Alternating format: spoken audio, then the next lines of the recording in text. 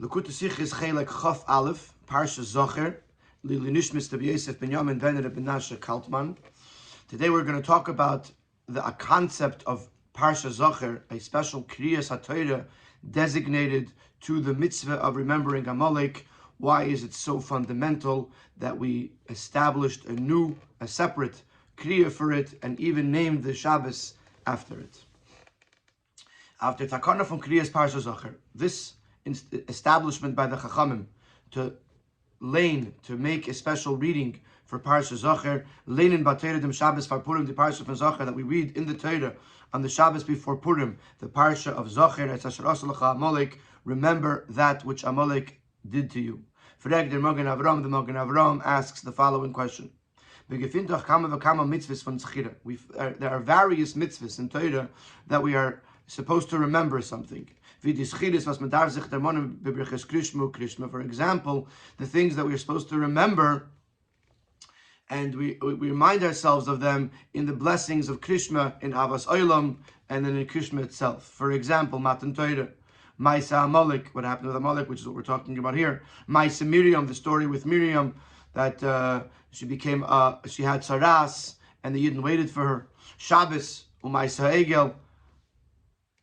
So we have all of these things and more that are meant to be remembered by us on a regular basis. So why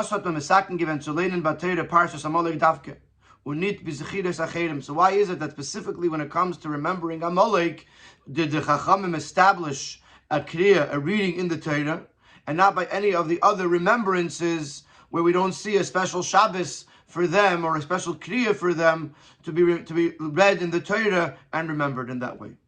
Uner for Enfert and Magen Avram answers as Matan Torah yes lanu Chag Atzeres. For Matan Torah we have Shavuos, where we read in the Torah a special reading about Matan Torah, and we remember Matan Torah.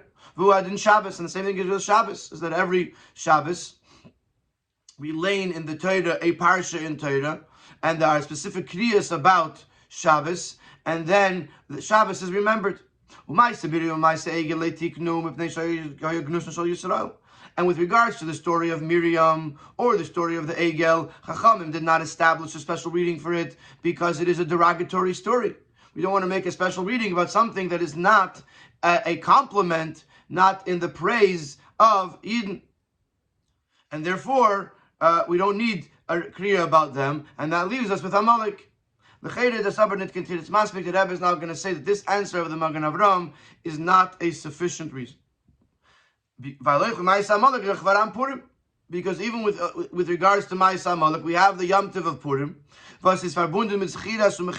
which is connected with remembering and eradicating Amalek. Because the Kriya from Purim is the Parsha from Mechamas Amalek, so much so that the Kriyas HaTorah of Purim is about Amalek. Unochmer, das was Parsha Zachor is the Shabbos for Purim. Additionally, the fact that Zachor is the Shabbos before Purim is so that way we shouldn't preface the action before the remembrance. First you have to remember, and then you have to do the action. Purim is the asiyah from the Schira de Parsha Zachor, which means that Purim is the action item that follows the remembrance of Zachor. So Purim is not just connected to Amalek, Purim is connected to Zachor. Why do we need a specific establishment to read in the Torah the remembrance of Amalek? It's not just a kriya in the Torah. The whole Shabbos is named Shabbos Zachor. If we have seemingly the same accomplishment with Purim, just like we said with regards to Shavuos.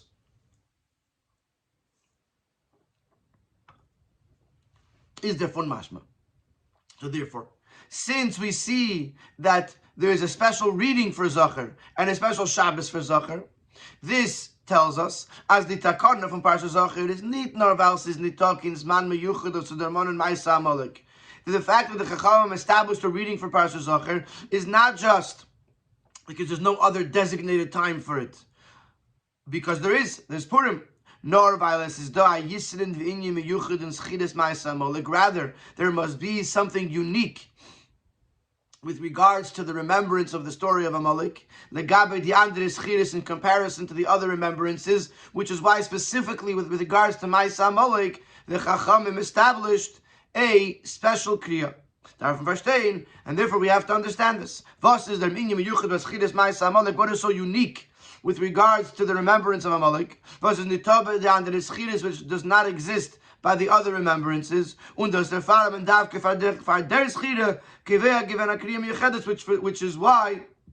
would be the reason why specifically for this remembrance, the remembrance of Amalek, the Chachamim established a specific reason, a specific reading.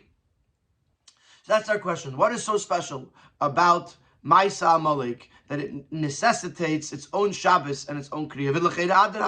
And the Rebbe continues to elaborate on the question that seemingly it should be quite the contrary. The other remembrances are more fundamental, more overarching in the conduct of a Yid at all times and in all places. For example, the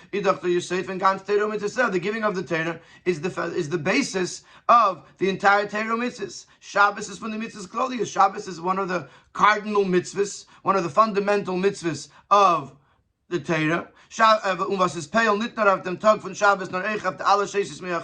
And the observance of Shabbos doesn't just affect that day, it affects all 6 days of the week. The Shabbos, we know, is the conclusion of the week. Shabbos is also minei mizborchin kulu yomin, that Shabbos blesses the following week. So it's very, very important. Uli idach, on the contrary, Ma'aseh Egel, heipech von anechi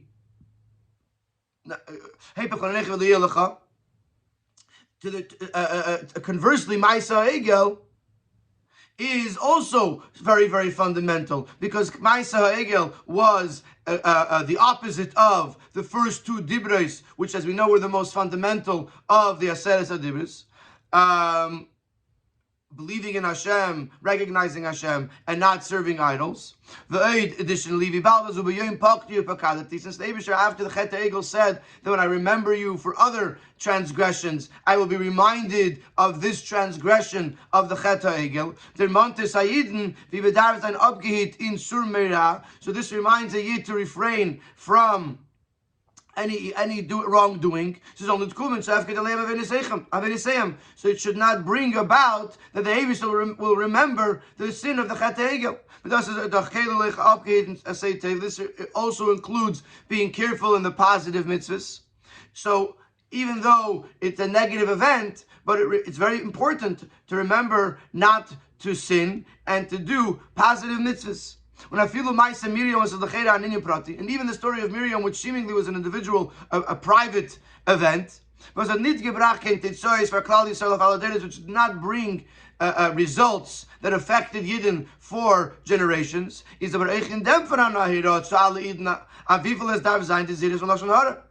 But there still is something, a lesson that is applicable to every Yid, the importance of not speaking Lashon Hara.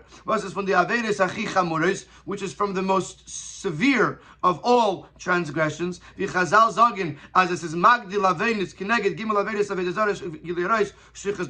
say that Lashon Hara, it enhances, it exacerbates the Averis, so that they are on the level of the three cardinal sins of idolatry, adultery, and murder. Together with that, Lashon Hara is one of the most difficult Averis to actually refrain from. So therefore, we have to remember Ma'aseh Miriam to remind us every Yid in every time and place to be careful of Lashon Hara. But with Schiras Ma'aseh Amalek is seemingly a more individual, non-fundamental mitzvah. And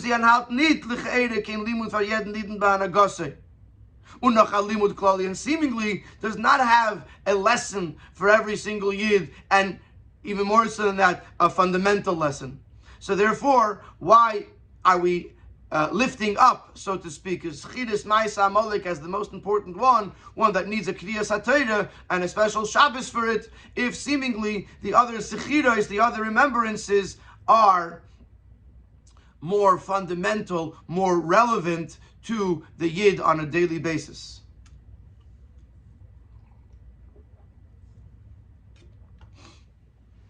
The Tmiya is noch, in them is noch starker, and the question continues. Stronger. The tachlis was chidas Amalek is mechias Amalek. The purpose of remembering Amalek is in order to eradicate Amalek. As the psukim continue, when you have peace, when the Eivos will bring peace from your enemies that are around you, you will obliterate the remembrance of Amalek. When we did Rambam is das Mazer, and Rambam in Sefer HaMitzvahs explains, Hashem commanded us to remember that which Amalek did to us, and to hate him, at every time, and through speaking about it, to awaken the souls, to fight against Amalek. So we see that the Zachor, Amalek, is in order to fight against Amalek. And since in today's day it is not possible to implement this mitzvah of eradicating Amalek in actuality, number one, the mitzvah of eradicating Amalek is only applicable when Yidden are living in their land, on their land.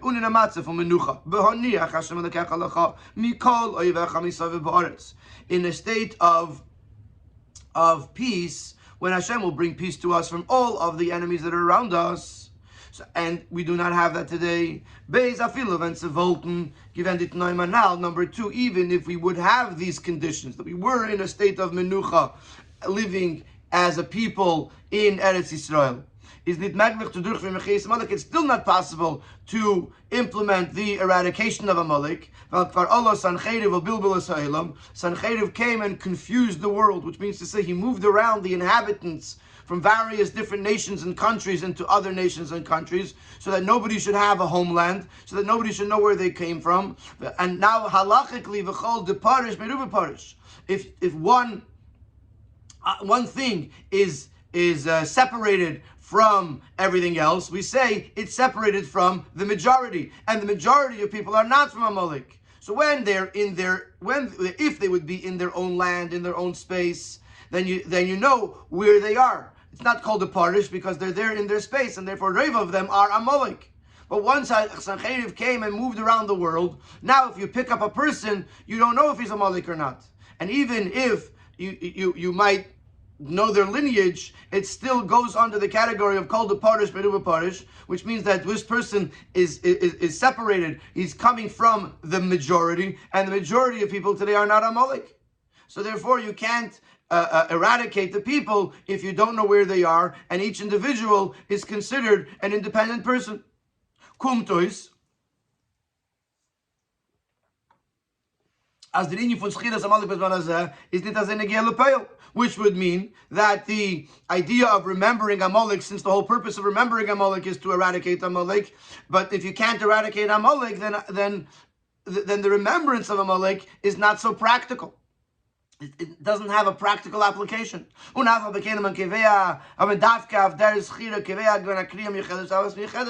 this brings our question even stronger, that despite the fact that we cannot actually eradicate Amalek, the Chachamim still established a special kriya, special reading, and a special Shabbos for Parsha Zachor. So Sif Gimel begins the answer, but as we often do, we start the answer with another question. And the Sif Gimel is going to talk about the fact that there's two separate mitzvahs, Zichiras Amalek and Mechias Amalek. Even though we said that the purpose of Zichira, of remembering Amalek, is to eradicate Amalek, nevertheless we're going to see that the remembrance of Amalek and the eradication of Amalek are two separate mitzvahs. So we're able to explain this, we're able to understand this by first explaining what is the mitzvah of remembering Amalek. Since the purpose of remembering Amalek is to eradicate Amalek, as mentioned above, specifically in the name of the Rambam, in the beginning of Sif Beis, and in the name of the Psukim, So the Chayra, we have to understand. Okay, I'm sorry, I ran back. The Chayra, well, as the Tachas from Schiras Amalek is with Mechias Amalek. Farvos is the Chiyuv of Schiras Amalek. Oich Bisman ben Alpiteris Nechach Mechias Amalek B'Payel. Since the purpose of, remember, well, in other words, the Siv base, the question was, why make a Kriya Meyuchedes and a Shabbos Meyuchedes? Why make a whole Kriya out of it and a whole Shabbos out of it? In Siv Gimel, he's asking a more fundamental question. Why do we even need this mitzvah in the first place if we cannot implement the outcome, which is Mechias Amalek? Based on fast have Mechlalan kommen zu in der Zivui. Zachor as Asheras Lacha Amalek kedei zu meir sein an nefashos b'mamarim lilachim bay. Why do we need, in the first place, even if we were able to do Mechias Amalek, why do we need a mitzvah, a specific mitzvah, to remember Amalek in order to awaken the people through speaking to fight against Amalek? When it says nit genug der Zivui von Timchas Zecher Amalek allein. Why is the commandment to eradicate Amalek not enough? We're saying, yeah, we have a mitzvah to eradicate Amalek. Then we have a mitzvah to remember Amalek in order to eradicate. Why do we need the first step? Similar to the commandment that none of the 7 nations should be left alive. We don't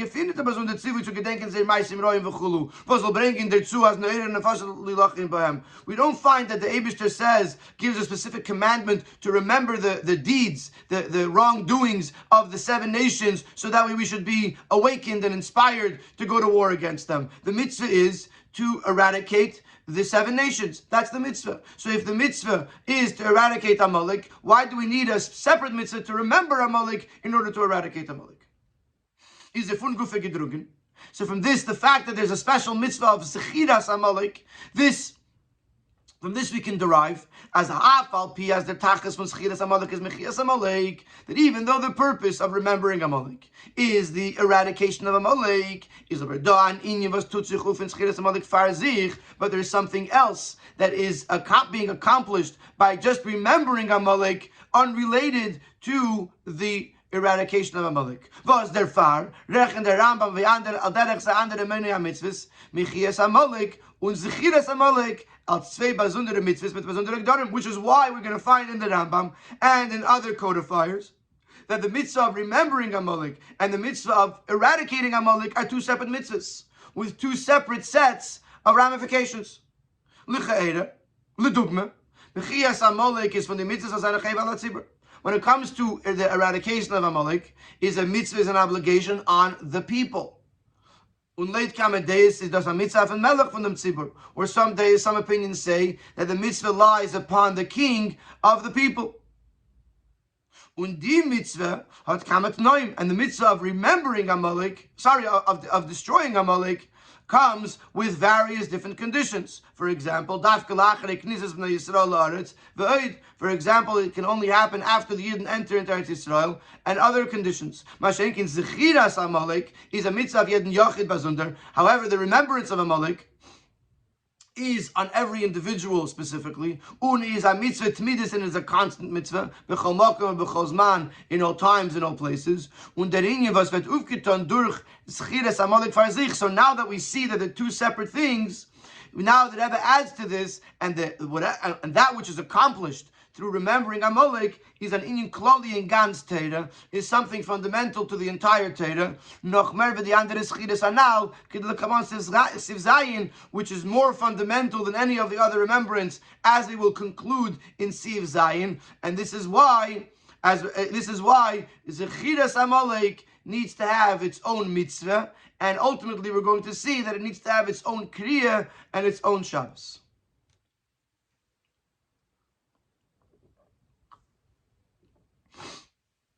So to summarize, in Siv Gimel, the Rebbe explained to us that Zechiras Amalek, although the purpose of Zechira is in order to bring to Mechias Amalek, to the eradication of Amalek, nevertheless there is something fundamental. There's something unique about Zechiras Amalek that is its own mitzvah, and we're going to, and therefore Taka in the codification of the mitzvahs, Zechiras Amalek is its own mitzvah. It's not just a hachana, but it's a preparation, but it's its own mitzvah. And as we're going to see in the continuation of the Sikha, the remembrance of Amalek is very, very fundamental to a Yid's life and a Yid's fulfillment of Torah u'mitzvahs. There be in them We begin this biur in Seif Dalet. The inyan von Amalek is Yediyas Ribono Miskaven Limrid Beit. The idea of Amalek is someone who knows his creator, knows his master, and deliberately rebels against him. And therefore, before a Yid could fulfill the mitzvah of eradicating Amalek, von Amalek kipshute on a literal sense, muzer frier bavarnen as ba in im allein son zayin Amalek. The Yid must first address the fact that within himself there should be no Amalek. There should be no aspect, no element of deliberately rebelling against Hashem. I feel in Sivav is going to explain that there is rebelling against Hashem in a literal sense, and then there's rebelling against Hashem in a more refined sense, both of which are an outcome of Amalek, and both of which must be addressed before a Yid can go about to destroy Amalek in a literal sense. And this is the purpose, this is the inner meaning of the mitzvah of remembering Amalek. It's not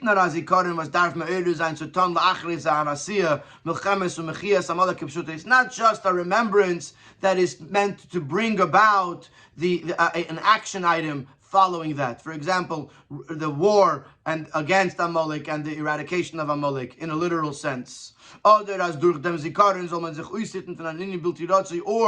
by remembering Amalek it should bring us to refrain from a negative conduct. For example, the remembrance of the story of Miriam, which is intended to remind us to refrain from speaking Lashon Hara. In other words, the Chidas Amalek is not just a precursor to something else, to an action item that follows it. The remembrance of Amalek, it accomplishes the eradication of the Amalek within the heart, within the person himself. In other words, now that we know that there is the concept of Amalek within a person, Amalek it was in a basic sense, Amalek was this nation that came to the Yidden, and the first one that had the audacity to stand up, to rise up against the Yidden after Yetzias Mitzrayim. But within each person there is an Amalek, which is the part of the person that, knowing Hashem and then deliberately goes to rebel against Hashem. Everyone has that within themselves, and to remember Amalek means to eradicate that from within the person. From within the person themselves, to get rid of this Yedeyas Ribono Miskaven Limrid Beit. It's possible that a Yid should have an Amalek within himself, which wants to cause him to rebel against his master. But if he has the proper remembrance of Amalek, this accomplishes the eradication and the destruction of Amalek that's within himself. Es wird ausgewurzelt und ausgemerkt jeder Netia. It uproots and eradicates any leaning towards of rebelling against Hashem despite knowing who he is or what he is. So now we've discovered a whole new element to Schiras Amalek. Schiras Amalek, the purpose of Schiras Amalek is not just to lead to Mechias Amalek Kipshutai, but to eradicate and subdue the Amalek that's within the person. Now we'll understand why this remembrance is connected with a reading in the Torah. Because the Torah is in charge of the reality of the world. For example, the known teachings of Chazal on the pasuk Lakel Gomer Eloi. The Hara refers to a Gemara in Yerushalmi, where in very short, the Gemara over there is talking about the power of edus, of witnesses. The witnesses are told that when they testify in Beis Din, they should know the ramifications of their testimony. And the Gemara brings over there a point that if a girl under the age of 3 loses her virginity, then when she turns 3, the virginity comes back. It grows back because of her age. So the Gemara over there says that if there's an event that happens at the very end of Chedesh Adar, and now the Chachamim are ma'aberes HaChedesh. So if they extend to another Adar, then the event that happened, she was not yet 3. So then her virginity, her besulos, return, grow back. And if they are not ma'aberes HaChedesh, which then it'll turn out that she is already 3, then her virginity does not come back. So we see that something that is a physical event in a person's body is affected by the decision of Bezdin.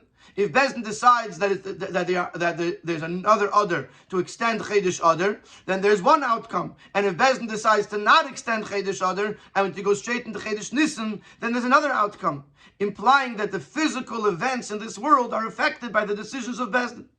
So, and the Gemara over there says that when Torah decides something, it has an effect on the world. So there under far, so when we combine the remembrance of Amalek with a reading in the Torah, it has the power of Torah to impact the person himself to get rid of the Amalek within through the power of Torah and of reading about it, of learning it in the Torah. In Sif Hey, the Rebbe is going to continue to focus on this uftu of the Torah, the power of a de'iraisa over a derabbanan, of a mitzvah that is in the Torah versus a mitzvah that was established by the sages. Because now that we said that through the reason that there's a kriya b'Torah is because it gives us the keach to change something in Elam Hazeh, in this world and in the person, we are going to elaborate on this idea because we know that Parsha Zachor is a mitzvah de'iraisa according to most opinions. This is the explanation why, according to most opinions, Zachor is midah because, as we're going to see in a moment, the power of a de'iraisa is much stronger than the power of a derabbanan. From the advantages of a mitzvah min HaTorah, of a biblical mitzvah, over a mitzvah that was established by the sages, is was mitzvahs de'iraisa haben a starkere peula af und in Welt. A mitzvah de'iraisa has a stronger impact on and in the world. As it is known, as the Achreinim, the later sages, elaborate, vazainin mechalik, as they distinguish as Isurei de'iraisa and Isur chefza, that something that is Asur de'iraisa is an Isur on the chefza, on the object. The Zachor, the davar mesuav, the thing itself becomes something abhorrent, like a chazer. We go and say those words. We say it's a davar acher. It's not just forbidden for the person to eat. It also in itself becomes abhorrent to us. Whereas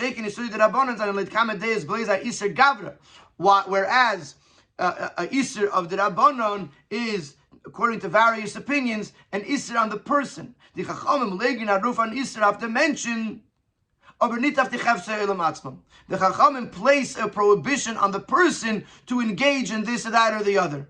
But the object itself does not change just because the Chachamim prohibited it. And then he's going to explain in the next couple of next 2-3 paragraphs that even the advantages of the D'Rabbanan are also only really Gavra based. They're also really about the person, not about the objects of the world. And the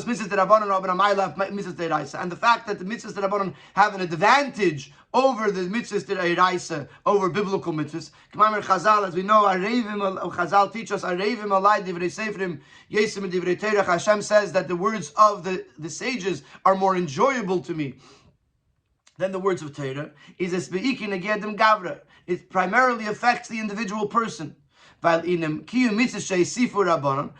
mitzvahs that the Rabbanan, that the sages added on to the Torah, it expresses the enjoyment and the desire of a Yid to serve Hashem. So much so that the Yid asks of Hashem, give us decrees, and he doesn't suffice with that which the Eibishter gave him, he then adds on more. Or it makes fences, buffers, to the Torah and to the decrees of the sages, to guarantee the fulfillment of the decrees. So all of these extras that are added on by the Chachamim are all to enhance the person's feeling as a servant of Hashem. So it's about the Gourarie. To add another detail here in the differentiation between the Eraisa and the Rabbanon, where even though there's an advantage to a Rabbanon, nevertheless we're going to see that when it comes to the Gavra versus the Chefza, the advantage is in the Eraisa.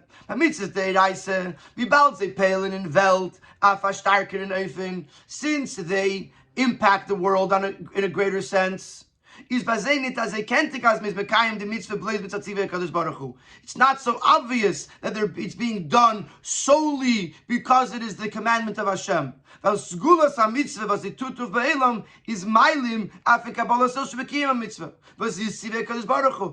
the result, the outcome, the gain of the mitzvah covers over the fact that we're doing this because Hashem says so.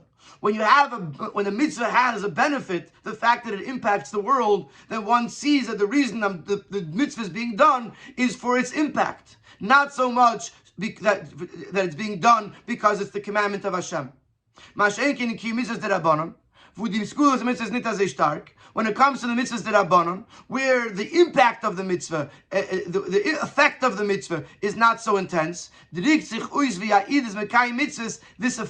expresses, that the fact that a Yid is doing the mitzvah not because he's accomplishing great things in the world, nor weil is an Eved Hashem. Rather, the reason why he's doing this is because he is a servant of Hashem that is fulfilling the will and the commandment of the king.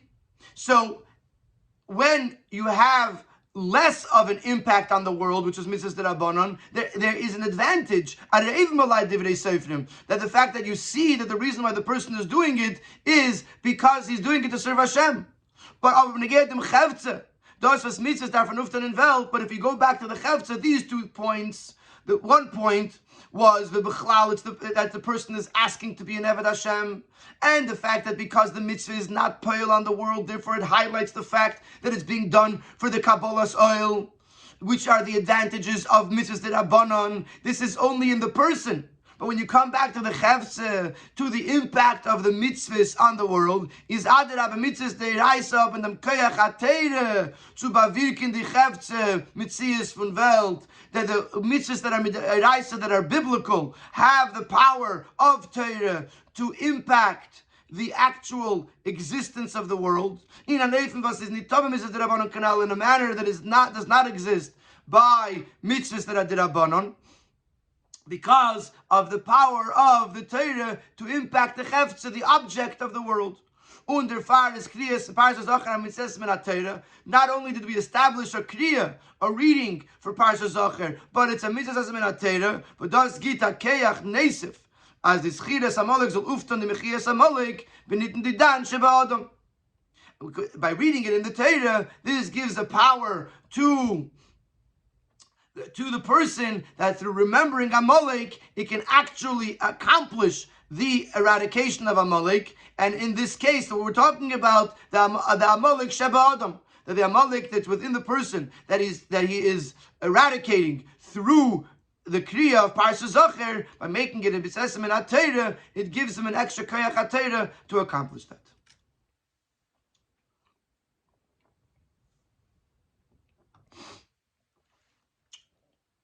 In Sivav, the Rebbe is going to explain the idea of schiras amalek bedakos. In other words, we explained why Chiras Amalek is so important, because Chiras Amalek, the remembrance of Amalek, is meant to accomplish the eradication of Amalek Shebenafshay, the Amalek that's within the person. And if one's going to say, that not everyone has a real Amalek Benafshay, not every person is Yedei Estivenu Meskaven limited by on a literal sense, deliberately rebelling against Hashem. So in Sivav, as it was alluded to in the beginning of Siv Dalid, in Sivav, the Rebbe is going to explain that there is Amalek Bedakus that has to be gotten rid of, and that is more common by every Yid. Since we know that remembering Amalek is a constant mitzvah, is verstandig, das ist ein was jeder darf sich in dem Bewahren Tom, is something, it's understood, this is something that each and every individual has to address constantly, at all times. For the Mafal Piazza says, Hot nit kinar zu chas v'sholem, v'chas v'sholem zu sagen. As a darf sich Tom mit Bewahren von nit sein am Judäas, wenn es kann man limit bei, even though it is no room to say, Chas v'sholem, v'chas v'sholem, that a Yid has to constantly address himself not being literally a person that knows Hashem, knows his master, and deliberately rebels against him.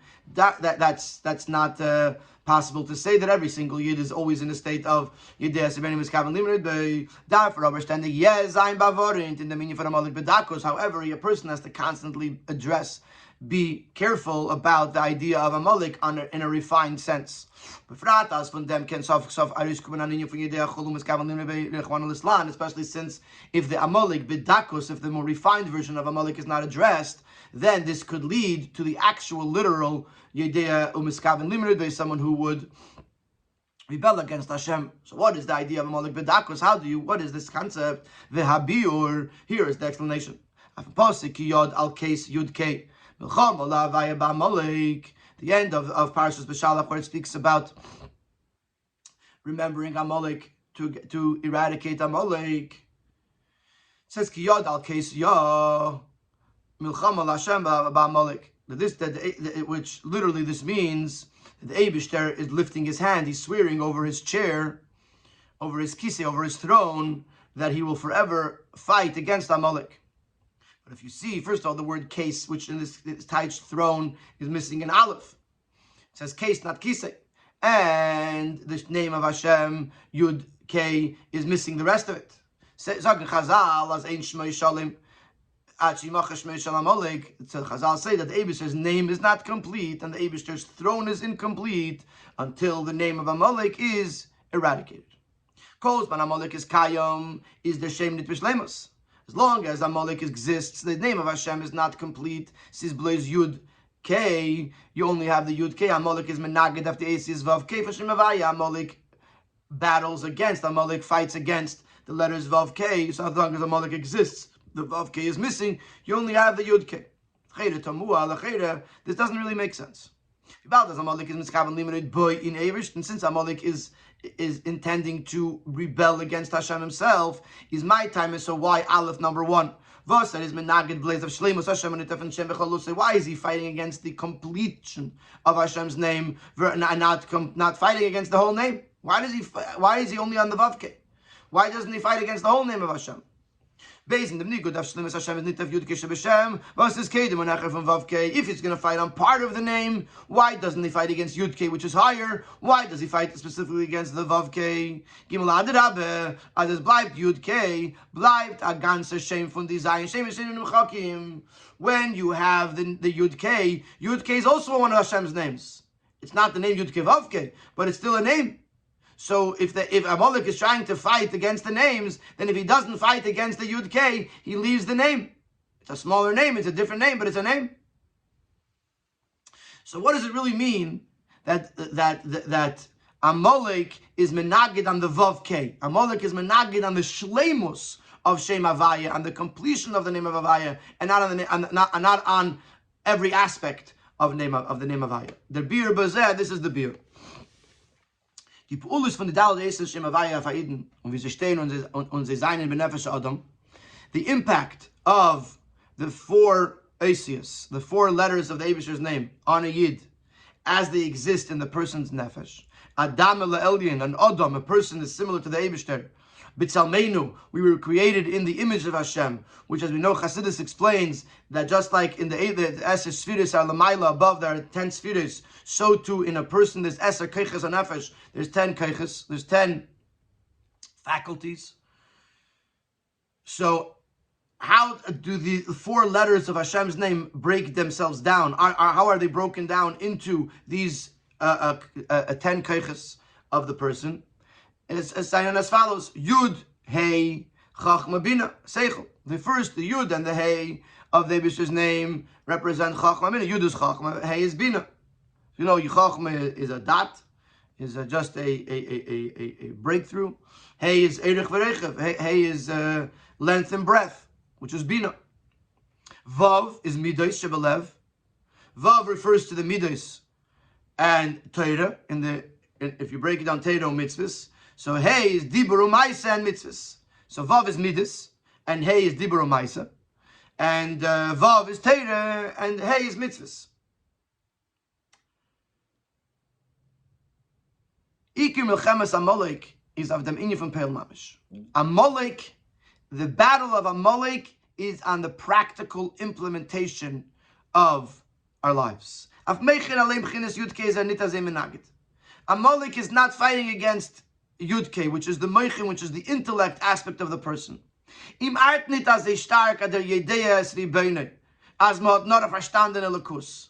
doesn't bother him the fact that someone understands, intellectually appreciates godliness.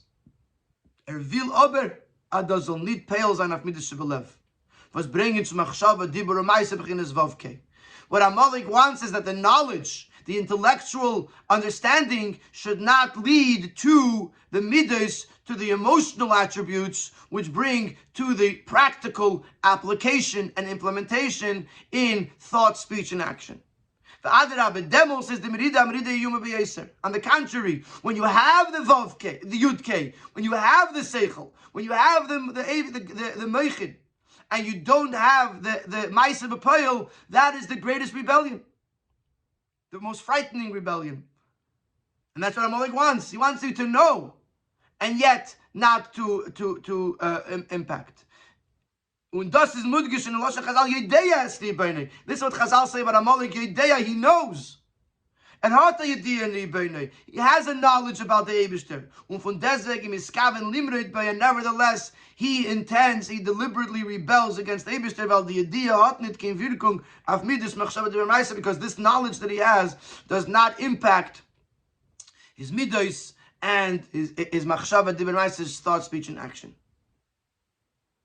Und in dem Prat von Amalek, als sein Yedeyas Ribeinu bringt nicht Kabbalas El Ribeinu, that this aspect of Amalek, that his knowledge of Hashem, does not lead to acceptance of the yoke of Hashem, meaning to say, to do the right things that Hashem wants. Al kopanim later Yediyah vas Kabbalas El is machriach teiro mitzvahs.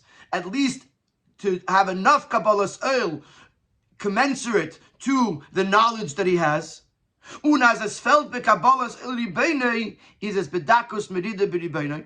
because the purpose of Kabbalas oil is to lead to Teiro mitzvahs, and if you're lacking in Kabbalas oil, then it means that you are rebelling against the Eibishter. And this is something that every single person has to be concerned about. Because in every level, in every layer of serving Hashem and knowledge of Hashem, person could be mistaken with the application of what he knows and how much Kabbalas oil he has based on how much knowledge he has. One example of this might be the story of the Meraglim. The Meraglim, they didn't want to go into Eretz Yisrael, the way that Rebbe explains this in various places, because they didn't want to engage in the physical world. They wanted to stay in the safety of the Anani HaKavod, of the clouds of glory, surrounded by the spirituality that was provided for them in the Midbar. Which means they had a Yedeyas Ribaynai, they had the knowledge of Hashem, they learned the Eibishter's Torah, but yet when it came to implementing what they've learned by going into Eretz Yisrael and impacting the physical world, they weren't ready to do this. Which is an example of the the barrier between the knowledge of Hashem and the Kabbalah's oil, accepting the yoke of Hashem and implementing what Hashem wants of us in practical action. Even though in Hara 66 the Rebbe says lahoyer, which implies that in the Sikha over there, which we learned I think last year, maybe 2 years ago, Talmud and Maisa, and the relationship between learning Torah and the Maisa, Gadol Talmud, maybe the Maisa, what it means, was a beautiful Sikha that we learned then. And technically it's not mamish the exact same thing as over here, but I'm just bringing it up as an example of where you see a barrier between knowing and doing. So what we're learning in Se'i Vav is that even if a person is not in a matzav of Yideyas Dibeni Miskav Limud in a literal sense, he's not rebelling against Hashem in the literal sense of the word, nevertheless, a person might have it bedakus, which means that there is some sort of blockage between what he knows and what he does, and therefore a person has to do Zechiras Amalek at all times, at all places, in order to get rid of the Amalek Shebenavshay, that there should be a direct conduit between what he knows and what he does, between his knowledge and his Kabbalah's oil, which is Kabbalah's oil leads to Ma'aseh B'Poel. In Siv Zayin, the Rebbe is going to add to this, and this is why Ma'aseh Amalek, the story of Amalek, actually happened before Matan Torah, because this concept of getting rid of the Amalek Shebenavshay is actually a very important foundation and preface to receiving the Torah and to the fulfillment of the Torah. This will also explain to us why the battle against Amalek took place on the way out of Mitzrayim, even before Matan Torah. Is move on a dos guf of Melchemes Amalek begashmis is going to Matan Torah. Is val Amalek beruchnis is menagid nitzulas and the minyan v'chidus of Matan Torah. Everything is b'ashgacha pratis. It's understood that the fact that the literal, physical war with Amalek took place before Matan Torah is because the spiritual version of Amalek is battling against to not allow the Matan Torah and the uniqueness of Matan Torah that was introduced to the world. The roof of Matan Torah is as Torah leba shemayim. The whole purpose, the whole accomplishment of Matan Torah is that Torah should not remain in the heavens. It shouldn't remain a spiritual endeavor. Rather, the Torah has to come down into this world to actually learn the Torah, to actually fulfill the mitzvahs. And as we know, quite the contrary, that the most important part of Torah is the action, the deed. But thus is given Tainas Malachim. This was the argument of the Malachim. Chamuda Gnuza, you have this precious hidden treasure. Place your glory on the heavens. Since Torah is the ultimate spiritual, lofty concept, the place of where it's given. See, it should be given in the place of spirituality in heaven, which is higher than the most spiritual aspect of the physical world, namely the person's intellect. You're looking for a lofty, sublime place for Torah. Why send it to Seichel Adam? Send it to the heavens. This is the argument of the Malachim. B'shas means mevatel the minyan from Amalek.